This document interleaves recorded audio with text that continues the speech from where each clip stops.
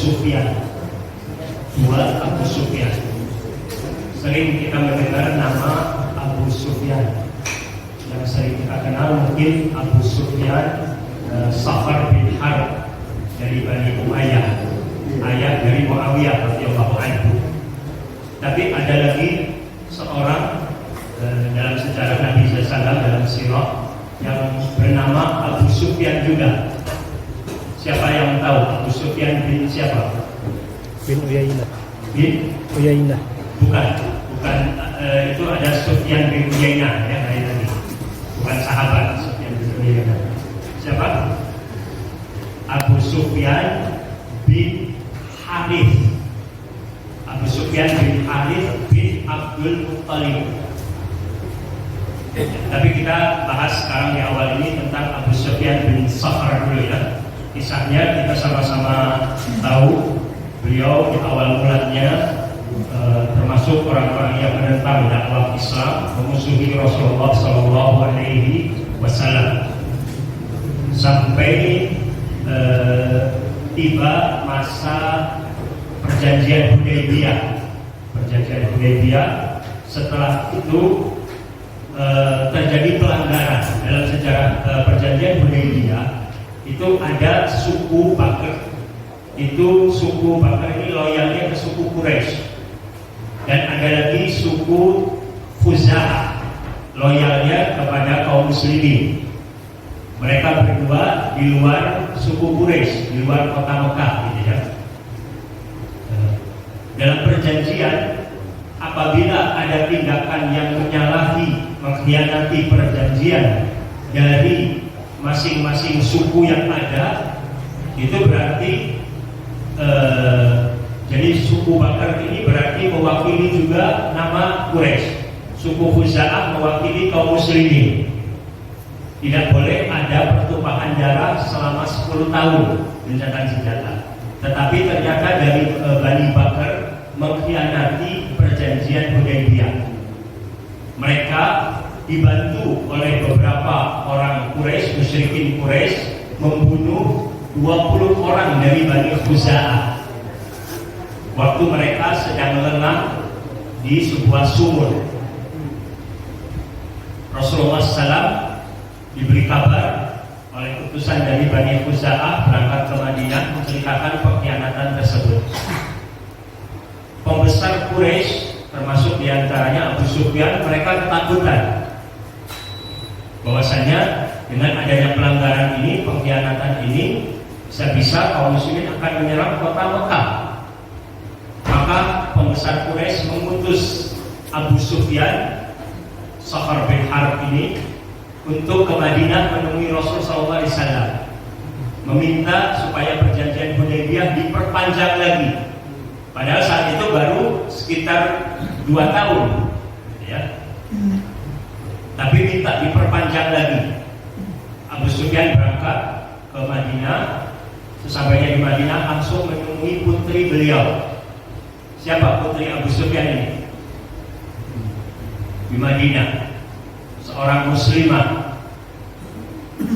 Putrinya bernama Ramlah atau dikenal dengan nama Ummu Habibah radhiyallahu anha. Beliau adalah istri Nabi Muhammad sallallahu alaihi wasallam. Jadi Abu Sufyan adalah mertua Nabi SAW. Tapi masih saat itu masih musyrik, belum masuk Islam. Datang ke menemui putrinya, meminta supaya putrinya itu bisa jadi perantara untuk supaya Nabi SAW bisa mau menerima kedatangannya dan juga untuk bisa diperpanjang perjanjian Hudaybiyah. Baru sampai di rumah Ramlah ini ada sebuah tempat duduk gitu ya, yang khusus di rumah beliau ini. Abu Sufyan ingin duduk di tempat tersebut. Segera Ramlah mengambil tempat duduk tadi, dilipatnya. Abu Sufyan marah, kenapa kau tidak izinkan saya duduk di situ? Itu khusus tempat duduknya Rasulullah SAW. Kau tidak boleh duduk di sini. Abu Sufyan tersinggung, marah, akhirnya ditinggalkan. Ramlah langsung berusaha menemui Nabi Muhammad SAW sendiri. Ternyata ketika beliau menyampaikan kepada Nabi SAW meminta supaya diperpanjang, Nabi tidak menggubrisnya sama sekali, mendiamkan. Nabi tidak menjawab, mendiamkan. Merasa bahwasannya Nabi tidak respon, tidak memberikan respon, segera dia tidak putus asa, berpikir kira-kira siapa orang yang bisa meyakinkan Nabi SAW. Beliau Abu Sufyan ini datang ke rumah Abu Bakar As-Siddiq radhiyallahu anhu, meminta supaya Abu Bakar menjadi perantara dan memediasi supaya Nabi SAW mau memperpanjang perjanjian Hudaybiyah. Abu Bakar menolak. Lalu dia datang lagi kepada Umar bin Khattab radhiyallahu anhu. Umar pun menolak. Bahkan Umar mengatakan, saya memediasi Anda. Kalau saya punya biji untuk saya jadikan senjata, saya akan perangi kalian dengan biji. Sudah kesal sekali gitu ya Umar melihat pengkhianatan dari kaum musyrikin. Lalu Abu Sufyan pergi ke rumah Ali bin Abi Thalib radhiyallahu anhu. Dalam buku-buku sejarah tidak diceritakan Abu Sufyan pergi ke rumah Utsman bin Affan radhiyallahu anhu, tidak diceritakan. Hanya saja saya menganalisa mengapa Abu Sufyan tidak datang ke tempat Utsman, padahal secara kekerabatan lebih dekat, sama-sama dari Bani Umayyah. Biasanya kalau satu suku itu lebih kuat gitu ya. Tetapi kita ingat pada saat sebelum perjanjian Hudaybiyah itu Rasulullah SAW mengutus Utsman bin Affan radhiyallahu anhu ke Mekah supaya pembesar Mekah ini, musyrikin Mekah, mengizinkan Rasulullah SAW dan para sahabat untuk umroh. Saat itu Nabi SAW dan kaum muslimin sudah berpakaian umroh, sudah berihram. 1.400 sahabat sudah berihram dari Madinah, sudah tinggal hampir masuk Mekah, sudah sampai di tempat yang namanya Hudaybiyah, dekat sekali. Utsman radhiyallahu anhu diutus oleh Nabi SAW. Tetapi dalam negosiasi itu gagal. Pembesar Quraisy tetap bersikeras melarang Nabi SAW dan kaum muslimin untuk masuk Mekah untuk umroh. Tapi dimintanya tahun depan. Tentu saja Utsman bin Affan radhiyallahu anhu kecewa, dan kaum muslimin yang lain juga kecewa, Rasulullah juga kecewa. Di sini mungkin juga Abu Sufyan malu kalau minta syafaatnya, minta perantaranya ke Utsman bin Affan radhiyallahu anhu yang pernah dia sakiti dan pernah dia kecewakan. Jadi dia langsung mendatanginya Ali bin Abi Thalib radhiyallahu anhu. Setelah menyampaikan, dia mengatakan, hai Ali, sesungguhnya kau ini adalah orang yang paling dekat denganku di antara orang-orang yang lain. Biasa untuk bernegosiasi ya, mengatakan sama-sama dari Abu Manaf, kami dari kakek yang satu gitu ya, sama-sama. Kemudian dia katakan lagi, aku datang ke sini sesungguhnya dengan satu hajat yang sangat penting. Katanya jangan sampai nanti aku pulang ke Mekah dengan tangan kosong, tidak mendapatkan apa yang kami harapkan. Mohonkanlah pertolongan kepada Muhammad untukku. Maksudnya meminta supaya Ali radhiyallahu anhu, menantu Nabi SAW, sepupu Nabi SAW, termasuk orang yang terdekat dengan Nabi SAW, supaya datang ke Nabi SAW minta supaya Nabi mau memperpanjang perjanjian Hudaybiyah dan supaya mengeratkan juga hubungan, artinya antara kaum muslimin dengan musyrikin di Mekah. Ali menjawab, kasihan engkau wahai Abu Sufyan, demi Allah jika Rasulullah SAW telah memutuskan suatu urusan, kami tidak sanggup untuk membicarakannya kepada beliau. Karena Ali radhiyallahu anhu sudah tahu Nabi SAW mendiamkan Abu Sufyan, berarti Ali juga tidak bisa menyampaikan. Tapi masih lebih, bahasanya lebih halus dibandingkan Umar radhiyallahu anhu tadi kan. Dia mengatakan tidak bisa. Ya. Ada diplomasi kan? Karena Rasulullah SAW sudah memutuskan suatu perkara, saya tak bisa lagi untuk datang ke beliau. Seolah-olah kalau Nabi belum memutuskan, saya bisa. Padahal juga Ali tentu juga kesal dan sakit hati dengan sikap musyrikin Mekah. Lalu akhirnya Abu Sufyan meminta nasihat kepada Ali. Apa kira-kira yang bisa engkau nasihati aku nih? Gimana jalan keluarnya? Ali menjawab, demi Allah, aku tidak mengetahui sesuatu pun untukmu yang kiranya akan berguna bagimu. Akan tetapi Anda adalah pemuka Bani Kinana. Karena itu cobalah Anda berdiri di hadapan orang banyak, di orang ramai, dan katakan bahwasanya siapa yang mau menjamin kami dalam masyarakat di saat itu di negeri Arab, kalau ada orang yang menjamin, maka yang lain pun akan menjamin juga. Seperti waktu Fathu Mekah ya, ada 2 orang kerabat mantan suaminya Ummu Hani radhiyallahu anha. Ummu Hani ini sebelumnya masuk Islamnya nanti ya. Kemudian Ummu Hani ini ada 2 orang musyrik yang datang kepada Ummu Hani, masih kerabat mantan suaminya, minta dijamin.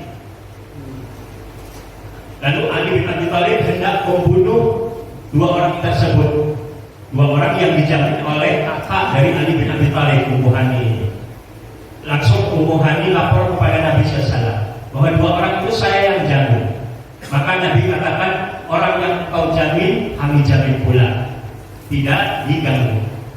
Termasuk waktu Abu Bakar radhiyallahu anhu hendak hijrah ke Habasyah, tapi di tengah jalan dijamin oleh seorang musyrik. Makanya Abu Bakar radhiyallahu anhu pulang lagi kembali ke Mekah dan tidak ada kaum musyrikin lain yang mengganggu, karena sudah ada 1 orang yang menjamin. Kalau mengganggu berarti mempermalukan orang yang menjaminnya tadi. Jadi Ali mengatakan, kamu teriak saja di hadapan orang banyak, siapa yang mau menjamin penduduk Mekah. Sudah barangkali ada kaum muslimin yang lain, kami jamin. Kalau sudah dijamin, tentu Nabi SAW pun akan menjaminnya. Itu ide dari Ali. Jadi kamu sampaikan saja di tengah orang banyak, siapa yang akan menjamin penduduk Mekah. Abu Sufyan bertanya, apakah engkau berpendapat bahwa dengan demikian bisa berguna dan dapat menolongku? Ali menjawab dengan tegas dan halus, tidak, aku tidak menyangka demikian. Jadi Ali usul, tapi Ali juga katakan seolah-olah percuma juga usul ini, gitu kan.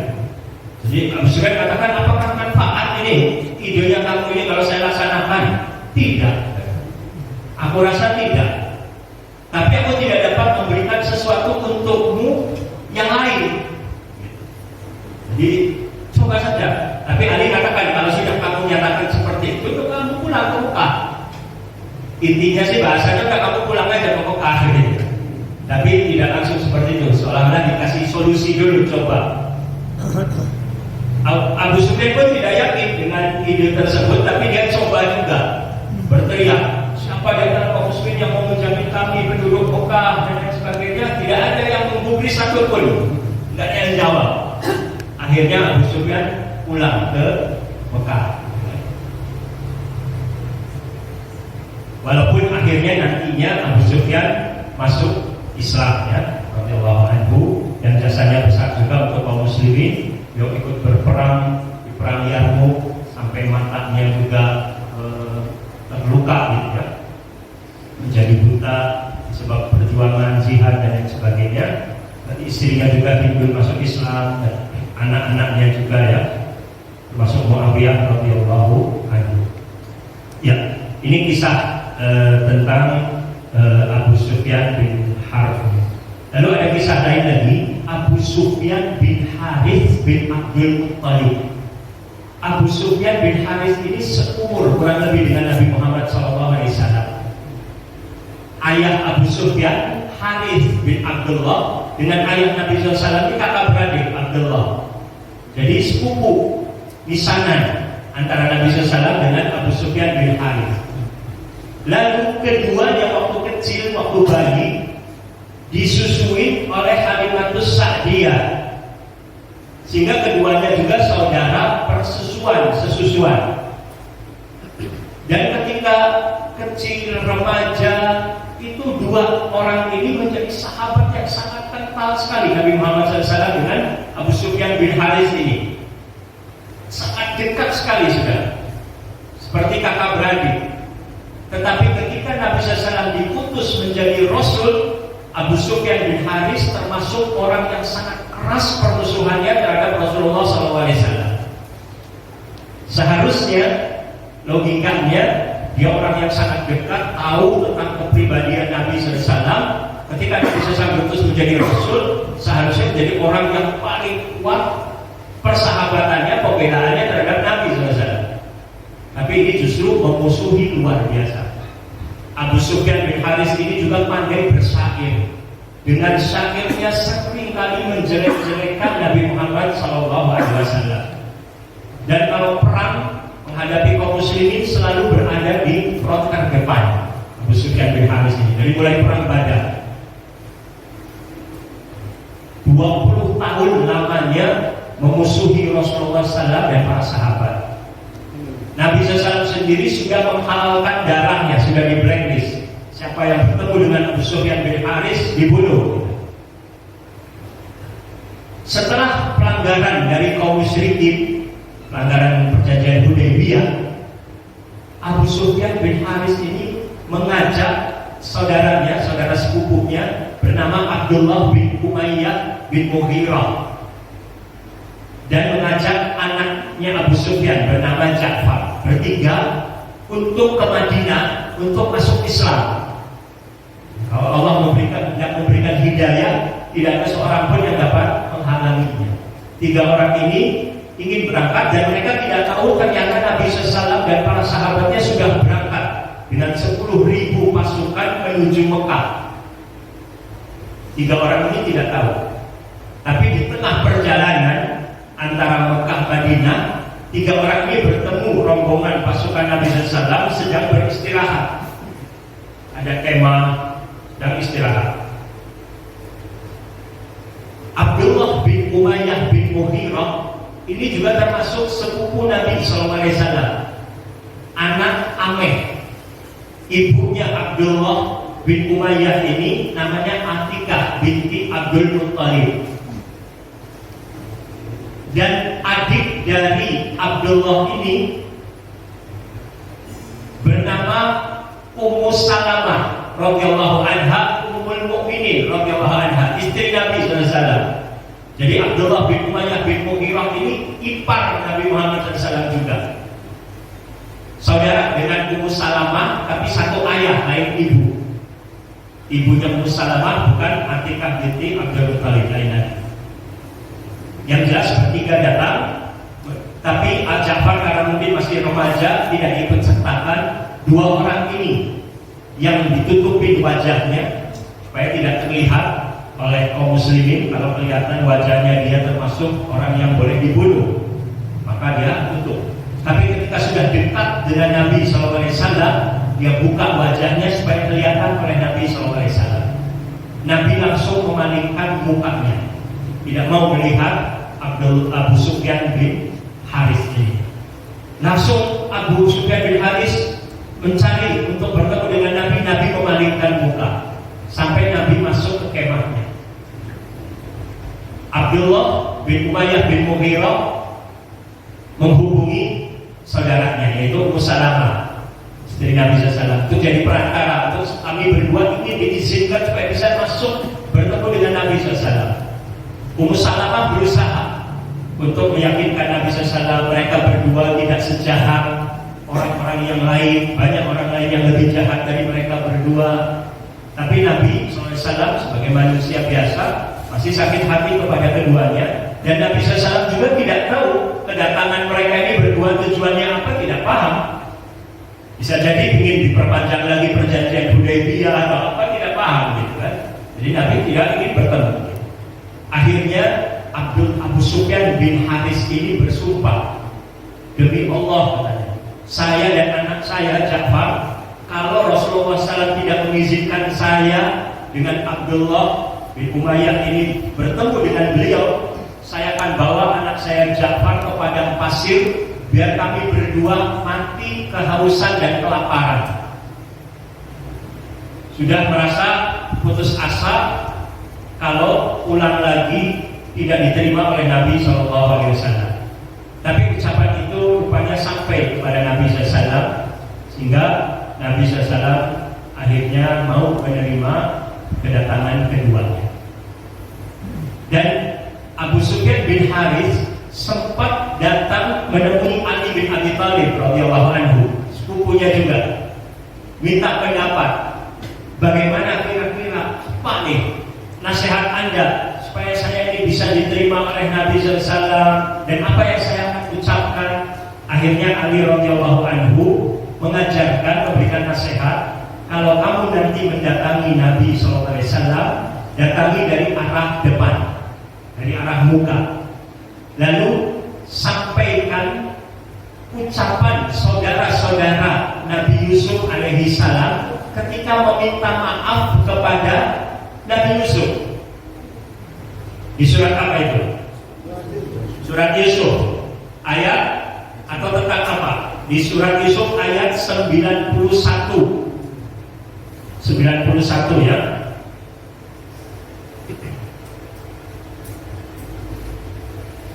Di surat Yusuf ayat 91 Allah Subhanahu wa taala berfirman,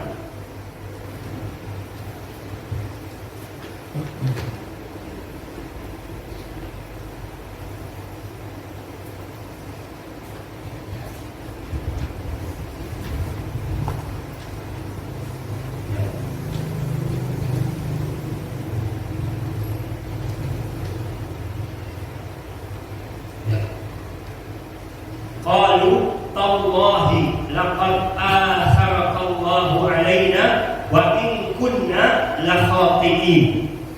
Jadi suruh mengucapkan dimulai dari kata tallahi.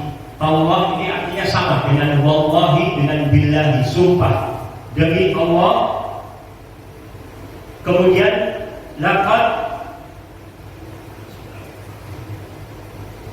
atharakallahu alaina, sungguh Allah telah melebihkan engkau dari kami. Sungguh Allah telah melebihkan engkau dari kami.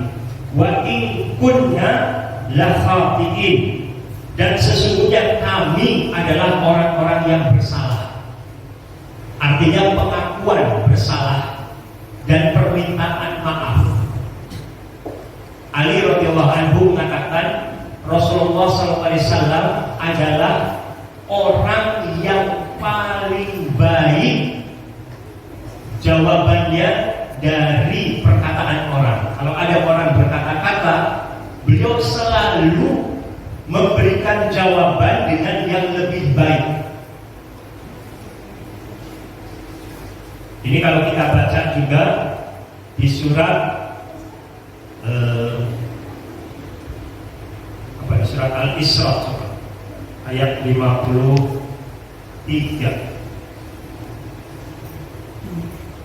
Surat Al-Isra ayat 53.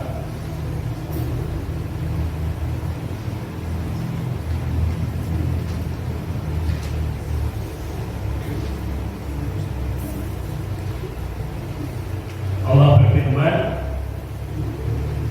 wa qul li ibadi yaqulu allati hiya ahsan innasyaitana yanzabu bainahum innasyaitana kana lil insani aduwwan mubina.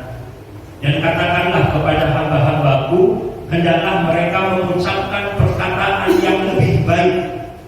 Sungguh setan itu selalu menimbulkan perselisihan di antara mereka. Sungguh setan adalah musuh yang nyata bagi manusia. Jadi perintah dari Allah SWT untuk mengucapkan dengan perkataan yang lebih baik. Bukan cuma dengan hanya perkataan yang baik, tapi yang lebih baik. Apalagi kalau perkataan yang jelas-jelas buruk, ini dilarang.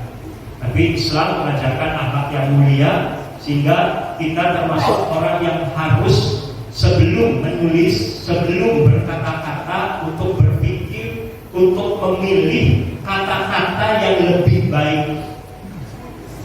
Termasuk untuk memilih kata-kata yang lebih baik. Untuk kata-kata yang baik saja terkadang terjadi perselisihan, permusuhan karena salah paham. Apalagi kalau kata-katanya sudah jelas-jelas kata-kata yang buruk, berisi namimah, adu domba, riba, menghina orang lain, kasar kata-katanya dan lain sebagainya. Tentu dampaknya hasilnya adalah sesuatu yang buruk. Ya. Akhirnya nasihat Ali radhiyallahu anhu supaya mengucapkan kata-kata tadi saudaranya Nabi Yusuf dipakai ketika Nabi SAW mengizinkan keduanya untuk bertemu dengan Nabi SAW. Langsung Abu Sufyan bin Harith ini mengucapkan laqad atharakallahu alaina wa in kunna lakhatiin. Akhirnya keduanya mengucapkan dua kalimat syahadat dan Nabi SAW berseri-seri ceria wajahnya dan menyambut keduanya dengan memberikan jawaban lanjutan dari ayat surat Yusuf ayat 91, yaitu qala la tathriba alaikumul yawm yaghfirullahu lakum wa huwa arhamur rahimin.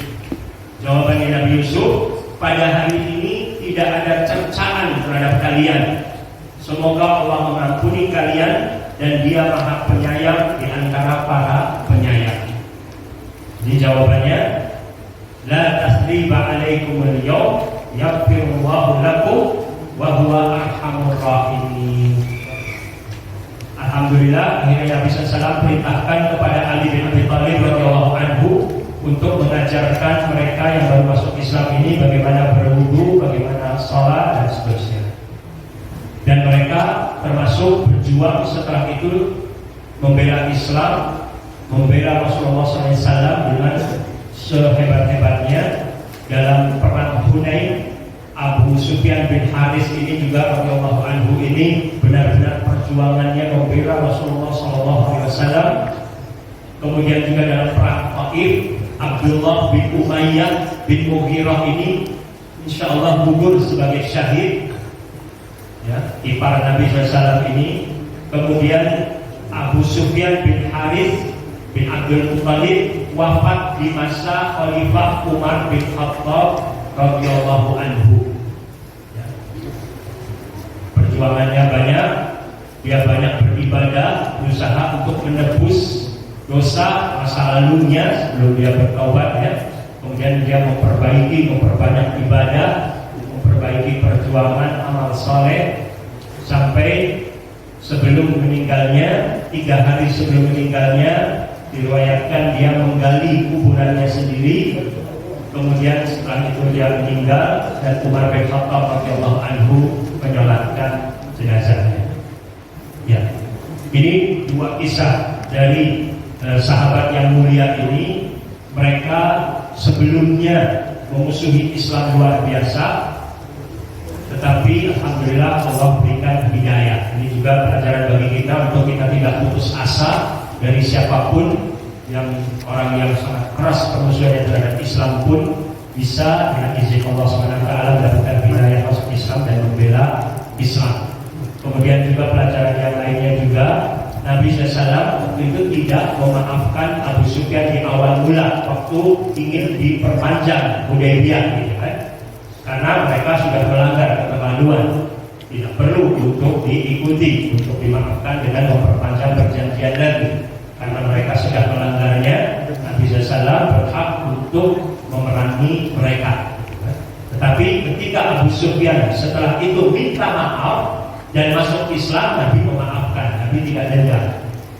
Belum sampai Nabi masuk Mekah, Abu Sufyan ini sedang mencari-cari berita, khawatir kalau kaum muslimin menyerang. Ternyata dia mendapatkan tentara kaum muslimin sedang berkemah, ada 10.000 menyalakan api. Masing-masing tiap orang ini menyalakan obor, gitu ya. Jumlahnya sangat besar sekali. Abu Sufyan bertemu dengan Al-Abbas, paman Nabi SAW. Al-Abbas sebelumnya tinggal di Mekah, tapi sudah masuk Islam, menyembunyikan keislamannya. Tapi saat menjelang Fathu Mekah, Al-Abbas dengan keluarganya semua berniat untuk hijrah ke Madinah. Tapi ternyata di perjalanan bertemu dengan tentara, dengan Nabi SAW dan pasukannya. Sehingga Al-Abbas bertemu dulu dengan Nabi SAW. Baru para sahabat yang lain tahu bahwa Al-Abbas ini sudah masuk Islam. Kemudian Al-Abbas menggunakan keledai milik Nabi SAW untuk lihat keadaan. Akhirnya bertemu dengan Abu Sufyan. Diajaknya Abu Sufyan untuk bertemu dengan Nabi SAW. Ketika bertemu Umar bin Khattab hendak memenggal leher Abu Sufyan ini. Nabi SAW, biarkan malam ini istirahat dulu di kemahnya Al-Abbas. Setelah itu pagi-pagi datang lagi kepada Nabi SAW. Nabi nasihati Abu Sufyan ini untuk masuk Islam. Alhamdulillah, Abu Sufyan mengucapkan 2 kalimat syahadat masuk Islam, dapatkan hidayah. Setelah itu Al-Abbas usul kepada Nabi SAW tanpa pengetahuan Abu Sufyan, ya Rasulullah, Abu Sufyan ini orang yang senang sekali diangkat, ya pembesar kan, pemimpin, orang tua, tokoh. Coba ya Rasulullah, tolong ucapkan suatu kata-kata yang bikin senang hatinya Abu Sufyan. Rasulullah SAW akhirnya menyampaikan, tolong sampaikan Abu Sufyan ke penduduk Mekah, barang siapa yang masuk rumah Abu Sufyan dia aman. Barang siapa yang masuk rumahnya masing-masing dia aman. Barang siapa yang masuk ke Masjidil Haram dia aman. Dia akan dibunuh. Tapi kalau yang mau menentang melawan, ya kan dilawan. Abu Sufyan luar biasa senangnya karena disebut namanya. Barang siapa yang masuk rumah Abu Sufyan dia aman. Padahal tidak masuk rumah Abu Sufyan pun masuk rumahnya masing-masing aman. Tapi minimal namanya disebut, menunjukkan kehebatannya dia atau Nabi SAW menghargai dia, menghormati. Ini juga pelajaran bagi kita yang terkadang kurang dalam hal istilahnya penghormatan terhadap orang yang lebih tua atau orang yang sudah juga memiliki jasa dalam perjuangan Islam dan lain sebagainya. Misalnya hal-hal yang seperti itu pun perlu untuk digunakan tanpa kita katakan apa perlunya sekarang Islam juga kuat dan lain sebagainya, tapi hal itu juga untuk melembutkan hati. Nabi SAW pesan kepada Al-Abbas, wahai Al-Abbas, sebelum nanti Abu Sufyan pulang ke Mekah, tolong supaya naik bukit dulu. Supaya apa? Supaya lihat parade pasukannya kaum muslimin, tentaranya kaum muslimin. Dari situ juga supaya juga menambah juga untuk menyampaikan berita ke penduduk Mekah juga untuk mengalahkan mentalnya kaum musyrikin di sana. Abu Sufyan lihat paradenya dari masing-masing suku. Ada suku dari Muzaina, ada suku Ghifari, juga dari kaum Muhajirin, kaum Ansor. Sampai Abu Sufyan itu keceplosan mengatakan kepada Al-Abbas, luar biasa nih anak paman anak saudaramu ini. Maksudnya Nabi SAW, ya, anak saudaramu ini kerajaannya besar juga, ya. Kata Al-Abbas, celaka kamu, bukan kerajaan, ini kenabian, nubuwah, bukan kerajaan. Jadi Abu Sufyan gambarannya menganggap Nabi sudah jadi raja. Ini kenabian, bukan kerajaan. Oh iya. Nah, terus sampai akhirnya Abu Sufyan pulang dulu ke Mekah kan, menyampaikan. Nah, sempat juga sebelumnya waktu parade kaum Ansor ini yang pegang benderanya namanya Sa'ad bin Ubadah radhiyallahu anhu, tokoh kaum Ansor. Ketika lewat bertemu dengan Abu Sufyan, sempat menyampaikan, wahai Abu Sufyan, hari ini adalah Yaumul Malhamah. Hari ini adalah hari peperangan, hari pertumpahan darah. Abu Sufyan lapor kepada Nabi SAW, Rasulullah, saat Ubadah mengatakan hari ini adalah hari pertumpahan darah. Abu Sufyan tidak menginginkan terjadi pertumpahan darah di Mekah. Kata Nabi SAW, nah, salah Abu Sa'ad bin Ubadah. Yang benar al-yawm yaumul marhamah. Lam diganti dengan roh. Kalau malhamah artinya peperangan, kalau marhamah kasih sayang. Hari ini Ka'bah akan diagungkan, tapi tentunya kalau kaum musyrikin tidak melawan, ya. Nabi juga berusaha untuk menghindarkan pertumpahan darah di kota Mekah. Makanya Nabi SAW datang ke Mekah ini tanpa pemberitahuan terlebih dahulu secara tiba-tiba, supaya kaum musyrikin juga tidak memiliki persiapan. Langsung pembawa bendera tadi Sa'ad bin Ubadah dicopot oleh Nabi SAW, digantikan oleh anaknya namanya Qais bin Sa'ad bin Ubadah. Karena Nabi SAW merasa Sa'ad melakukan satu kesalahan dengan mengatakan, memberikan, maksudnya tujuannya untuk menakut-nakuti ya kaum musyrikin. Hari ini hari peperangan, dan mereka juga menyangka juga bisa saja terjadi peperangan. Tapi diganti oleh Nabi SAW, Sa'ad bin Ubadah tidak jadi pemegang bendera, tapi penggantinya adalah anaknya sendiri. Ini juga mengurangi dari sisi kekecewaan karena dia diturunkan kan, tapi yang pegang selanjutnya adalah anaknya. Tetapi Sa'ad bin Ubadah pun minta kepada Nabi SAW, ya Rasulullah, tolong anak saya juga jangan pasang pegang bendera juga. Dia khawatir juga kalau anaknya nanti melakukan satu kesalahan juga nanti tidak baik. Akhirnya Nabi SAW serahkan bendera itu kepada Zubair bin Awwam radhiyallahu anhu. Ya, ala kulli hal ini diantara alhamdulillah Nabi SAW masuk kota Mekah gitu ya, dan artinya terjadi yang disebut dengan Fathu Mekah, pembebasan kota Mekah. Tentu berbeda jasa para sahabat pejuang muslim yang berhijrah sebelum Fathu Mekah, berinfak dan berperang sebelum Fathu Mekah, dengan mereka-mereka yang berjuang setelah Fathu Mekah dan masuk Islam setelah Fathu Mekah. Tapi kedua-duanya adalah mereka baik ya. Tapi tentu kalau dari sisi kualitas para sahabat yang masuk Islam berjuang sebelum Fathu Mekah lebih tinggi kualitasnya, lebih baik kualitasnya dibandingkan sahabat yang masuk Islamnya setelah Fathu Mekah. Waktu Islam berapa? 5. Kemudian pembahasan atau tema tentang memaafkan lebih dekat kepada takwa itu di surat Al-Baqarah ayat 237. Al-Baqarah 237. Allah Subhanahu wa taala berfirman,